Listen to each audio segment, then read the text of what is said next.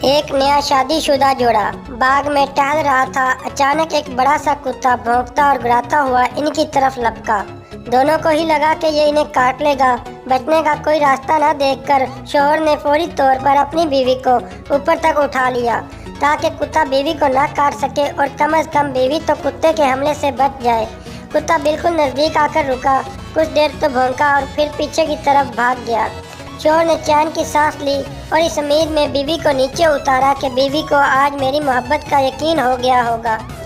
खुशी से इसकी आंखों में आंसू आ जाएंगे, लेकिन इसकी उम्मीदों पर पानी फेरते हुए इसकी बीवी चिल्लाई, मैंने आज तक कुत्ते को भगाने के लिए डंडा मारते या पत्थर फेंकते तो देखा था, पर ऐसा आदमी पहली बार देख रही हूँ जो कुत्ते को भगाने के लिए अपनी बीवी को भी फेंकने के लिए तैयार था। मालिक नौकर से, मेरी घड़ी तुमने चुराई है। नौकर, नहीं जनाब, मैंने नहीं चुराई। मालिक, कसम उठाओ। नौकर, आज तो मैं बहुत थका हुआ हूँ, कल उठाऊंगा। बच्चा रोता हुआ दादी जान से, मुझे अली ने मारा है। दादी जान गुस्से से, कहाँ है वो, मैं इसे कच्चा चबा जाऊंगी।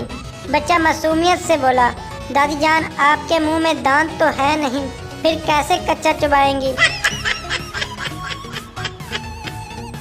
माँ बेटे से, अगर तुम अच्छे नंबरों से पास हो गए तो एक कलम इनाम में दूंगी।